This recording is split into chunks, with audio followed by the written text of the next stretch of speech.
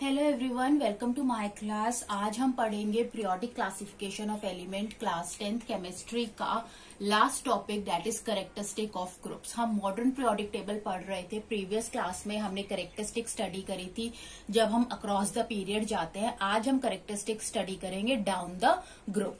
तो पहली प्रॉपर्टी जिसकी हमने वेरिएशन स्टडी करनी है वो आता है वैलेंस इलेक्ट्रॉन्स। ठीक है, valence electrons. Okay, valence electrons. अब देखो, जो वैलेंस इलेक्ट्रॉन्स होते हैं, हम जानते हैं कि वैलेंस इलेक्ट्रॉन्स कौन से होते हैं, जो कि आउटर मोस्ट शेल में प्रेजेंट होते हैं, जिनको हम आउटर मोस्ट इलेक्ट्रॉन्स भी कहते हैं। ठीक है, जब हम डाउन द ग्रुप जाते हैं, जैसे यहां पर मैंने लिया एग्जाम्पल ग्रुप 1 एलिमेंट का, जो ग्रुप 1 है उनके मैंने एलिमेंट्स लिखे हैं। ठीक है, जैसे ग्रुप 1 के एलिमेंट्स कौन से हैं डाउन द ग्रुप? लिथियम है, सोडियम है और पोटेशियम है। ठीक है, हमने हमारे इन एलिमेंट्स को मॉडर्न पीरियोडिक टेबल में on the basis of atomic number में अरेंज किया है। ठीक है, और हमें पता है कि एक फिक्स्ड इंटरवल के बाद, क्योंकि इलेक्ट्रॉनिक कॉन्फ़िगरेशन रिपीट होती है, इसीलिए एलिमेंट्स की प्रॉपर्टी भी क्या होती है? सिमिलर होती है। तो अब हम देख सकते हैं कि अगर हम लिथियम की इलेक्ट्रॉनिक कॉन्फ़िगरेशन देखें तो 2 1 है, क्योंकि लिथियम का एटॉमिक नंबर 3 होता है। सोडियम का एटॉमिक नंबर क्या है? 11 है, तो कॉन्फ़िगरेशन क्या है? 2 8 1 है। पोटेशियम का 19 होता है, तो इसकी इलेक्ट्रॉनिक कॉन्फ़िगरेशन क्या है? 2 8 8 1 है। ये ग्रुप 1 के एलिमेंट्स हैं। अब हम देख सकते हैं कि जैसे हम डाउन द ग्रुप जा रहे हैं तो हमारे वैलेंस इलेक्ट्रॉन्स क्या है? उनके अंदर कोई चेंज आ रहा है? नहीं आ रहा।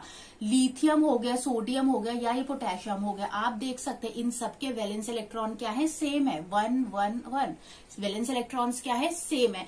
तो जब भी हम डाउन द ग्रुप जाते हैं तो वैलेंस इलेक्ट्रॉन्स क्या रहते हैं? सेम रहते हैं। ठीक है, वैलेंस इलेक्ट्रॉन सेम रहते हैं। इसीलिए जो एक ग्रुप होता है उसके जितने भी एलिमेंट्स होते हैं उनकी प्रॉपर्टी क्या होती है? सिमिलर प्रॉपर्टी होती है। तो जो एलिमेंट्स एक ही ग्रुप से बिलोंग करते हैं उनकी प्रॉपर्टीज क्यों सिमिलर होते हैं? क्योंकि उनके वैलेंस इलेक्ट्रॉन्स क्या होते हैं? सेम होते हैं। अब क्योंकि ग्रुप 1 एलिमेंट में जो वैलेंस इलेक्ट्रॉन्स हैं वो क्या है? 1 है, इसीलिए इसको हम क्या कह देते हैं? ग्रुप 1 कह देते हैं। आप इन एलिमेंट्स को देखो तो जैसे लिथियम है, सोडियम है, पोटेशियम है, जैसे ही हम डाउन द ग्रुप आ रहे हैं तो शेल्स बढ़ रहे हैं। शेल क्या होते हैं? जैसे कि शेल होते हैं, शेल कौन कौन से होते हैं? के, एल, एम और एन शेल होते हैं। तो आप देख सकते हो कि लिथियम के पास के और एल शेल है, सोडियम के पास के, एल, एम शेल है, पोटेशियम के पास के, एल, एम, एन शेल है। तो नंबर ऑफ शेल्स तो बढ़ रहे हैं। ठीक है, लेकिन जो इलेक्ट्रॉन्स जो हो रहे हैं ना वो आउटर मोस्ट शेल में ऐड नहीं हो रहे, वो इनर शेल में ऐड हो रहे हैं। आउटर मोस्ट इलेक्ट्रॉन्स क्या रह रहे हैं? सेम रह रहे हैं। इसीलिए वैलेंस इलेक्ट्रॉन्स क्या है?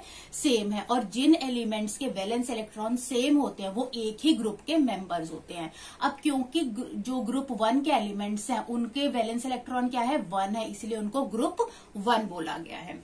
अब यहाँ पर आप दूसरा एग्जाम्पल देख सकते हो, ये ग्रुप 2 के एलिमेंट्स है, that is beryllium, magnesium and calcium. Beryllium 4 होता है, मैग्नीशियम 12 है और कैल्शियम क्या है? 20 है।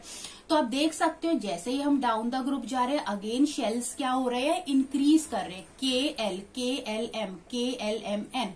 लेकिन जो वैलेंस इलेक्ट्रॉन्स हैं वो क्या है? सेम है। तो ग्रुप 2 के वैलेंस इलेक्ट्रॉन्स क्या आ रहे हैं? 2 2 2। इसीलिए हमने इन एलिमेंट्स का कौन सा ग्रुप दे दिया? ग्रुप 2 दे दिया है।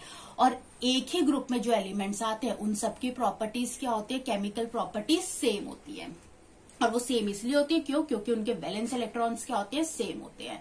अब हम यहाँ पर बात करते हैं ग्रुप 17 की। ग्रुप 17 में नॉन मेटल्स आ जाते हैं। तो यहाँ पे फ्लोरीन है, क्लोरीन है, ब्रोमीन है और आयोडीन है। अब आप देख लो डाउन द ग्रुप जाने पर दोबारा से आप देख सकते हो कि शेल्स बढ़ रहे हैं लेकिन वैलेंस इलेक्ट्रॉन्स क्या है? सेम है। फ्लोरीन के पास भी 7 है, क्लोरीन के पास भी 7 है, ब्रोमीन के पास भी 7 है और आयोडीन के पास भी क्या है? 7 है। तो जैसे ही हम डाउन द ग्रुप जा रहे हैं वैलेंस इलेक्ट्रॉन्स में कोई भी चेंज नहीं आता, वैलेंस इलेक्ट्रॉन सेम ही रहते हैं। ये हमारे ग्रुप 18 है जिनको हम नोबल गैसेस कहते हैं। नोबल गैसेस में अगर हम देखा जाए तो हमारा हीलियम होता है, उसका डुप्लेट कंप्लीट होता है, लेकिन हीलियम के बाद नियॉन, आर्गन एंड क्रिप्टॉन जो आती हैं गैसेस उनका ऑक्टेट कंप्लीट होता है। उनके कितने वैलेंस इलेक्ट्रॉन्स हैं? उनका ऑक्टेट कंप्लीट है। उनके आउटर मोस्ट शेल में 8 8 इलेक्ट्रॉन्स हैं। ठीक है, ओके अब एक चीज और, जो ग्रुप वन है उनके वैलेंस इलेक्ट्रॉन्स क्या है, 1 है, तो इनकी वैलेंसी भी क्या है, 1 ही होगी। ये एक इलेक्ट्रॉन को लूज कर सकते हैं, इसलिए ग्रुप 1 के एलिमेंट्स को हम मोनोवेलेंट भी कहते हैं। ठीक है। जो ग्रुप 2 होते हैं इनके पास 2 वैलेंस इलेक्ट्रॉन्स है, इनकी वैलेंसी 2 हो जाएगी, हम इन्हें डाइवेलेंट भी कहते हैं। ठीक है। अब जो ग्रुप 17 है इनके वैलेंस इलेक्ट्रॉन्स क्या से है, 7 है इनके वैलेंस इलेक्ट्रॉन। इनको जो ये नॉन मेटल है इनको इलेक्ट्रॉन्स गेन करने पड़ेंगे, तो ग्रुप 17 को सिर्फ एक एक इलेक्ट्रॉन्स ही गेन करना है, इसलिए हम इनको मोनोवेलेंट ही बोलते हैं। ये भी मोनोवेलेंट होते क्यों, क्योंकि इनकी वैलेंसी भी क्या है, 1 है, इनको एक ही इलेक्ट्रॉन गेन करना है। जो ग्रुप 18 होते हैं क्यों, क्योंकि अब इनकी वैलेंसी क्या है, 0 है, इनको एक भी इलेक्ट्रॉन गेन नहीं करना, इसलिए हम इनको 0 वैलेंट भी बोलते हैं। ठीक है। एक चीज और, अब वैलेंस इलेक्ट्रॉन से ही ग्रुप नंबर पता चलता है। भाई जिसका वैलेंस इलेक्ट्रॉन 1 है वो ग्रुप 1 का मेंबर है, जिसका वैलेंस इलेक्ट्रॉन 2 है वो ग्रुप 2 का मेंबर है। लेकिन अगर जब वैलेंस इलेक्ट्रॉन 2 से ज्यादा हो तो ग्रुप कैसे पता चलेगा, तो जितने भी वैलेंस इलेक्ट्रॉन, जैसे 2 के बाद 3 आते हैं तो 3 में हम 10 प्लस कर देंगे तो हमारा 13 ग्रुप 13 के एलिमेंट्स ग्रुप 13 का पता चल जाएगा। अगर वैलेंस इलेक्ट्रॉन 4 है तो उसमें हम 10 प्लस कर देंगे तो ग्रुप कौन सा बन जाएगा, ग्रुप 14 बन जाएगा। इस तरीके से हम ग्रुप्स का पता चलाते हैं। तो जब भी हम डाउन द ग्रुप जाते हैं तो जो हमारे वैलेंस इलेक्ट्रॉन, जो पहली प्रॉपर्टी है वो क्या रहती है, सेम रहती है। इसीलिए सारे ही एलिमेंट्स जो कि सेम ग्रुप के होते हैं उनकी सिमिलर प्रॉपर्टीज होती है। क्यों, क्योंकि उनके वैलेंस इलेक्ट्रॉन सेम होते हैं। और वैलेंस इलेक्ट्रॉन इसलिए सेम होते हैं क्यों, क्योंकि शेल का साइज बढ़ता है, आउटर मोस्ट शेल में इलेक्ट्रॉन्स ऐड नहीं होते, सिर्फ इनर शेल में इलेक्ट्रॉन्स ऐड होते हैं, इसलिए वैलेंस इलेक्ट्रॉन सेम रहते हैं और प्रॉपर्टीज भी क्या रहती है, सेम रहती है। ओके, अब जो सेकंड प्रॉपर्टी आती है जो हमें डाउन द ग्रुप स्टडी करनी है, दैट इज वैलेंसी। वैलेंसी हमें पता है क्या होती है, वैलेंसी वो टेंडेंसी होती है एलिमेंट्स की कि उस एलिमेंट्स की कितनी टेंडेंसी है कि वो अपना ऑक्टेट कैसे कंप्लीट करेगा, इलेक्ट्रॉन्स को लूज करके या इलेक्ट्रॉन्स को गेन करके। क्यों, क्योंकि एलिमेंट्स अपना इनर्ट गैस कॉन्फ़िगरेशन को अचीव करना चाहते हैं, स्टेबल करना चाहते हैं, तो उसके लिए या तो वो एलिमेंट अपने इलेक्ट्रॉन्स को गेन करता है या फिर लूज करता है। और ये हमें कैसे पता चलता है, उस एलिमेंट के आउटर मोस्ट इलेक्ट्रॉन्स को देखकर। तो इसको हम क्या कहते हैं, वैलेंसी कहते हैं। अब सपोज जो ग्रुप 1 के एलिमेंट्स हैं, ठीक है, एक चीज और, जब भी हम डाउन द ग्रुप जाते हैं, ठीक है, तो वैलेंसी क्या रहती है, सेम रहती है।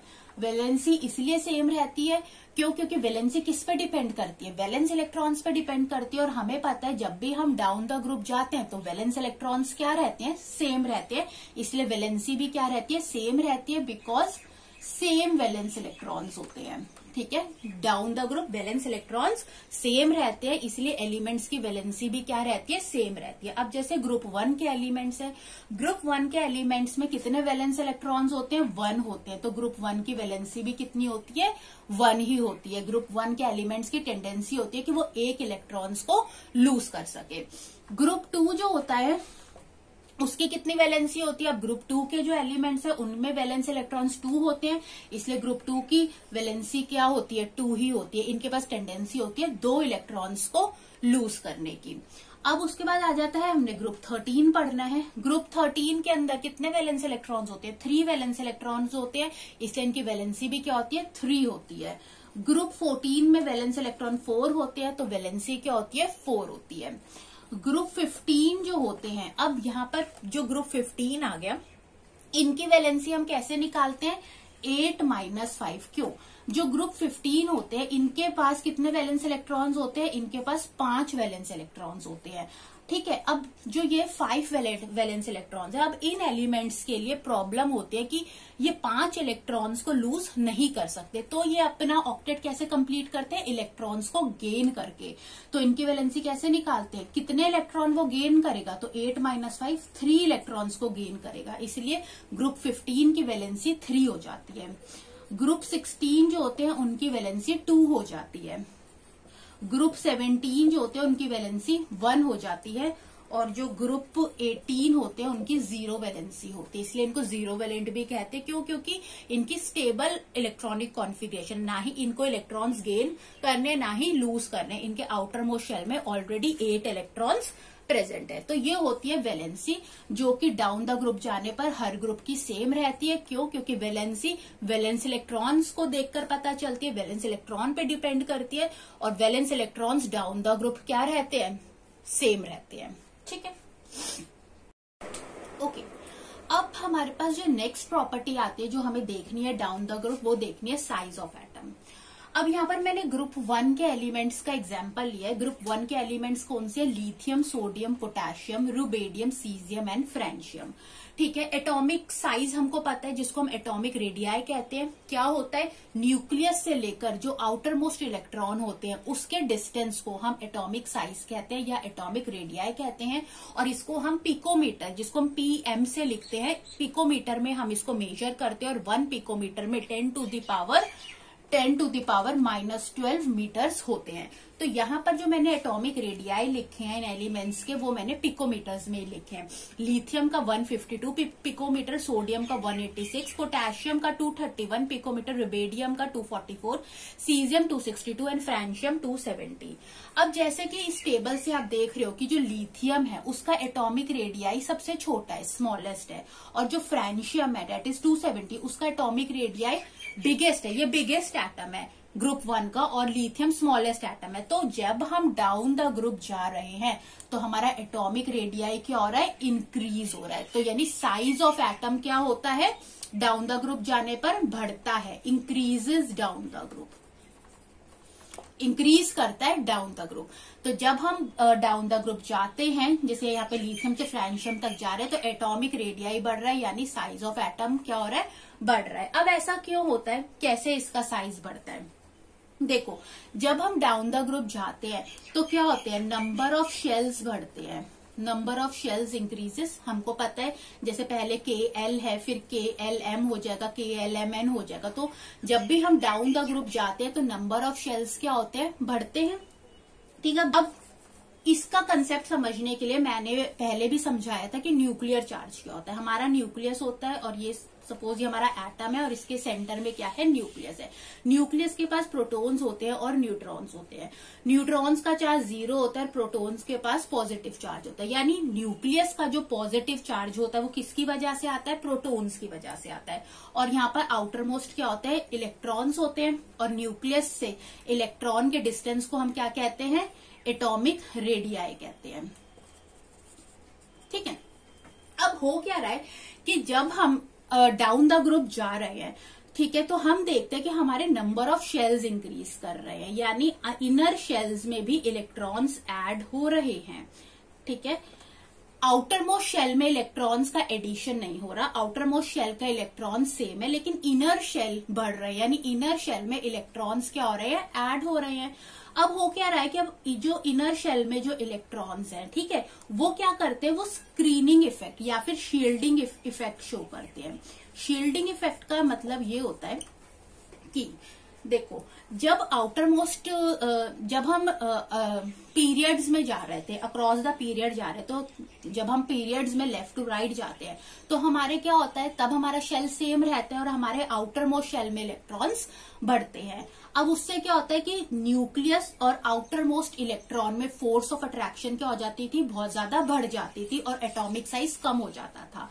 लेकिन डाउन द ग्रुप जाने में थोड़ी सी चीजें बदल रही है कि हमारे जो बाहर वाला शेल है, जो आउटर मोस्ट शेल है, उसमें तो इलेक्ट्रॉन्स की कुछ भी एडिशन नहीं हो रही, इनर शेल्स में हमारे और इलेक्ट्रॉन्स बढ़ते जा रहे हैं। अब ये जो इनर वाले जो इलेक्ट्रॉन्स है, ये क्या एक्ट कर रहे हैं? शील्डिंग इफेक्ट शो कर रहे हैं। यानी अब ये न्यूक्लियस और आउटर मोस्ट शेल के इलेक्ट्रॉन के बीच में आ गए हैं, यानी फोर्स ऑफ अट्रैक्शन क्या हो गई है? कम हो गई है। और इनर शेल और आउटर शेल इलेक्ट्रॉन्स के बीच में रिपल्सिव फोर्सेस क्या हो गई हैं? बढ़ गई हैं। इसीलिए एटॉमिक रेडियाई या एटॉमिक साइज क्या हो रहा है? बढ़ता जा रहा है। ये रीजन है।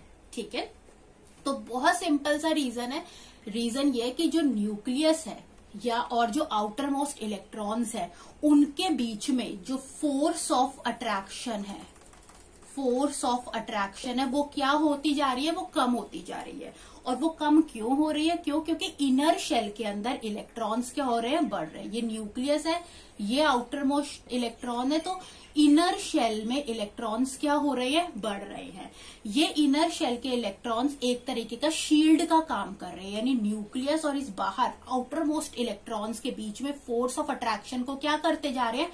कम करते जा रहे हैं, और इलेक्ट्रॉन के बीच में रिपल्सिव फोर्सेस बढ़ती जा रही है। इसीलिए एटॉमिक साइज बढ़ रहा है, एटॉमिक रेडियस बढ़ रहा है। तो इसीलिए जब भी हम डाउन द ग्रुप जाते हैं तो हमें एटॉमिक रेडियस बढ़ता हुआ नजर आता है। क्यों? क्योंकि शेल्स का साइज बढ़ता है। इनर शेल में इलेक्ट्रॉन्स बढ़ते हैं, आउटर मोस्ट शेल में तो सेम रहते हैं। अब इनर शेल में इलेक्ट्रॉन्स बढ़ते हैं तो वो कौन सा इफेक्ट शो करते हैं? शील्डिंग इफेक्ट शो करते हैं, यानी फोर्स ऑफ अट्रैक्शन को जो न्यूक्लियस और आउटर मोस्ट इलेक्ट्रॉन के बीच में है उनको कम कर देते हैं, और इनर शेल और आउटर मोस्ट शेल के में जो इलेक्ट्रॉन्स है उनके बीच में रिपल्सिव फोर्सेस जो होती है ना, रिपल्सिव फोर्सेस, उनको बढ़ा देते हैं। तो फोर्स ऑफ अट्रैक्शन रिड्यूस हो गई, कम हो गई न्यूक्लियस और आउटर मोस्ट शेल इलेक्ट्रॉन्स के बीच में, और जो रिपल्सिव फोर्सेस है इलेक्ट्रॉन्स के बीच में वो क्या होती है? बढ़ जाती है। इसीलिए एटॉमिक रेडियाई क्या हो जाता है? बढ़ जाता है। ठीक है, और ये हर ग्रुप के लिए यही फंडा अप्लाई होता है। ठीक है, अब हम देखते हैं अब हम फोर्थ प्रॉपर्टी देखते हैं, दैट इज मेटालिक करेक्टर। इसके अंदर हम नॉन मेटालिक करेक्टर भी स्टडी करेंगे। मेटालिक करेक्टर्स किसके लिए होते हैं? मेटल्स के लिए होते हैं, और मेटल्स की टेंडेंसी क्या होती है? इलेक्ट्रॉन्स को लूज करना। ठीक है, मेटल्स क्या होते हैं? वो इलेक्ट्रॉन्स को लूज कर सकते हैं, और उनके ऊपर कौन सा चार्ज डेवलप हो जाता है? पॉजिटिव चार्ज डेवलप हो जाता है। इसीलिए मेटालिक करेक्टर के लिए एक बहुत अच्छा वर्ड है, दैट इज इलेक्ट्रोपॉजिटिव। तो जितने भी मेटल्स होते हैं वो क्या होते हैं? इलेक्ट्रोपॉजिटिव होते हैं नेचर में। तो मेटालिक करेक्टर्स को हम इलेक्ट्रोपॉजिटिविटी भी कई बार कह सकते हैं। तो अब जब हम डाउन द ग्रुप जाते हैं, यहाँ पे मैंने ग्रुप 1 एलिमेंट्स की बात करी है जो कि हमारे मेटल्स आते हैं, एल्कली मेटल्स है, lithium, sodium, potassium, rubidium, caesium and francium. तो आप देख सकते हो कि जो लिथियम है वो लीस्ट मेटालिक है, और जो फ्रेंशियम है वो मोस्ट मेटालिक है। तो जब हम डाउन द ग्रुप जा रहे हैं तो हमारा मेटालिक करेक्टर कह लो या इलेक्ट्रोपॉजिटिव करेक्टर कह लो या इलेक्ट्रोपॉजिटिविटी कह लो, वो क्या हो रही है? बढ़ रही है, इंक्रीजेस। ऐसा क्यों हो रहा है? ये किसके ऊपर डिपेंड करती है? इलेक्ट्रोपॉजिटिविटी या मेटालिक करेक्टर? ये डिपेंड करता है एटॉमिक साइज पे। हमको पता है कि जब भी हम डाउन द ग्रुप जाते हैं तो एटॉमिक साइज क्या होता है? बढ़ता है। एटॉमिक साइज क्यों बढ़ता है? क्योंकि नंबर ऑफ शेल्स बढ़ते हैं। नंबर ऑफ शेल्स बढ़ने की वजह से क्या हो रहा है? आउटर मोस्ट इलेक्ट्रॉन्स में तो इलेक्ट्रॉन्स ऐड नहीं हो रहे, लेकिन इनर शेल्स में इलेक्ट्रॉन ऐड हो रहे हैं, जो शील्डिंग इफेक्ट शो कर रहे हैं। फोर्स ऑफ अट्रैक्शन जो न्यूक्लियस और वैलेंस इलेक्ट्रॉन है हमारे, उसके बीच में फोर्स ऑफ अट्रैक्शन को कम कर रहे हैं, लेकिन जो इनर इलेक्ट्रॉन्स है और आउटर मोस्ट इलेक्ट्रॉन है उनके बीच के रिपल्सिव फोर्सेस को बढ़ा रहे हैं। तो जब भी हम डाउन द ग्रुप जा रहे हैं तो हमारा एटॉमिक साइज क्या हो रहा है? बढ़ रहा है। फोर्स ऑफ अट्रैक्शन क्या हो रही है? Means force of attraction between nucleus and outer most electrons decreases. ठीक है, तो यानी न्यूक्लियस जो है, जो आउटर मोस्ट हमारे इलेक्ट्रॉन्स है, उनके बीच में फोर्स ऑफ अट्रैक्शन क्या हो रही है? कम हो रही है, रिड्यूस हो रही है। अब न्यूक्लियस उन वैलेंस इलेक्ट्रॉन्स को अपनी तरफ पुल नहीं कर पा रहा, यानी अब एलिमेंट्स जो हो रहे हैं, जैसे जैसे साइज बढ़ रहा है तो उनके लिए वो वैलेंस इलेक्ट्रॉन्स को लूज करना क्या होता जा रहा है? बहुत ईजी होता जा रहा है। इसलिए उनकी इलेक्ट्रोपॉजिटिव करेक्टर क्या होता जा रहा है? बढ़ता जा रहा है। उनका मेटालिक करेक्टर बढ़ता जा रहा है। यानी जो एलिमेंट्स जितना इजीली अपने इलेक्ट्रॉन्स को लूज कर पाएगा वो उतना ज्यादा इलेक्ट्रोपॉजिटिव होगा, वो उतना ज्यादा मेटालिक होगा। तो डाउन द ग्रुप हमारा मेटालिक करेक्टर या हमारी इलेक्ट्रोपॉजिटिविटी क्या होती है? इंक्रीज होती है। क्यों? क्योंकि एटॉमिक साइज बढ़ता है, फोर्स ऑफ अट्रैक्शन न्यूक्लियस और आउटर मोस्ट इलेक्ट्रॉन के बीच में क्या हो जाता है? कम हो जाता है। ठीक है, वहीं अगर हम बात करें नॉन मेटालिक करेक्टर्स की, क्योंकि हमारे पास नॉन मेटल्स भी है हमारे पीरियोडिक टेबल में, नॉन मेटालिक करेक्टर्स को हम क्या कहते हैं? इलेक्ट्रोनेगेटिविटी भी कहते हैं। ये नॉन मेटल्स के लिए अप्लाई होती है। इलेक्ट्रोनेगेटिविटी का क्या मतलब होता है कि जब एलिमेंट इलेक्ट्रॉन्स को गेन करता है तो उसके ऊपर नेगेटिव चार्ज डेवलप हो जाता है। इलेक्ट्रॉन्स को गेन करने पर उसके ऊपर नेगेटिव चार्ज डेवलप हो जाता है, इसलिए हम उनको क्या कहते हैं, इलेक्ट्रोनेगेटिव कहते हैं। अब अगर हम ग्रुप 17 की बात करें तो यहाँ पर फ्लोरीन, क्लोरीन, ब्रोमीन और आयोडीन है। तो जो हमारा फ्लोरीन होता है वो मोस्ट इलेक्ट्रोनेगेटिव है और हमारा आयोडीन लीस्ट इलेक्ट्रोनेगेटिव है। तो जब भी हम डाउन द ग्रुप जा रहे हैं तो हमारा इलेक्ट्रोनेगेटिव कैरेक्टर या फिर हमारा नॉन मेटालिक कैरेक्टर डिक्रीज कर रहा है। वही रीजन वही है, क्यों? क्योंकि एटॉमिक साइज बढ़ रहा है भाई। एटॉमिक साइज क्या हो रहा है? बढ़ रहा है। एटॉमिक साइज बढ़ रहा है, इसका मतलब यही है कि जो फोर्स ऑफ अट्रैक्शन है वो क्या होती जा रही है, न्यूक्लियस और आउटर मोस्ट इलेक्ट्रॉन के बीच में कम होती जा रही है। फोर्स ऑफ अट्रैक्शन कम हो जाएगी, मतलब एलिमेंट्स इलेक्ट्रॉन को इजिली लूज कर पाएंगे। उनका लूज करना उनके लिए आसान होता जा रहा है। फोर्स ऑफ गेनिंग तो तब हो पाएगी ना जब फोर्स ऑफ अट्रैक्शन क्या होगी, स्ट्रांग होगी। लेकिन यहाँ पर फोर्स ऑफ अट्रैक्शन कम होती जा रही है, इसलिए एटॉमिक साइज क्या होता जा रहा है, बढ़ता जा रहा है। इसीलिए जब भी हम डाउन द ग्रुप जाते हैं तो इलेक्ट्रोनेगेटिविटी क्या होती है, डिक्रीज होती जाती है। इसलिए इलेक्ट्रोनेगेटिविटी क्या होती है, डाउन द ग्रुप डिक्रीज हो जाती है। ठीक है, तो यहाँ पर फ्लोरीन को मोस्ट इलेक्ट्रोनेगेटिव बोला गया है। ठीक है, ओके। अब जो नेक्स्ट प्रॉपर्टी आती है वो आती है केमिकल रिएक्टिविटी। केमिकल रिएक्टिविटी यहाँ पर हम ग्रुप 1 की भी देखेंगे जो कि हमारे मेटल्स है, और ग्रुप 17 की हम देखेंगे जो कि हमारे नॉन मेटल्स है। तो सबसे पहले अगर हम ग्रुप 1 में देखें तो लिथियम जो होता है वो लीस्ट रिएक्टिव यहाँ पर दिखा रहा है, और जो फ्रेंशियम है वो मोस्ट रिएक्टिव दिखा रहा है। तो जैसे ही हम डाउन द ग्रुप जा रहे हैं तो हमारी केमिकल रिएक्टिविटी क्या हो रही है, बढ़ रही है। Chemical reactivity increases. अब अगेन ये जो सारा फंडा किसके ऊपर डिपेंड कर रहा है, ये डिपेंड कर रहा है एटॉमिक साइज के ऊपर। और हमको पता है जब भी हम डाउन द ग्रुप जा रहे हैं तो एटॉमिक साइज बढ़ रहा है। क्यों? क्योंकि फोर्स ऑफ अट्रैक्शन क्या हो रही है, फोर्स ऑफ अट्रैक्शन कम होती जा रही है। एटॉमिक साइज बढ़ रहा है मतलब फोर्स ऑफ अट्रैक्शन क्या हो रही है, कम हो रही है। यानी कि इलेक्ट्रॉन्स को लूज करना क्या होता जा रहा है, इजी होता जा रहा है।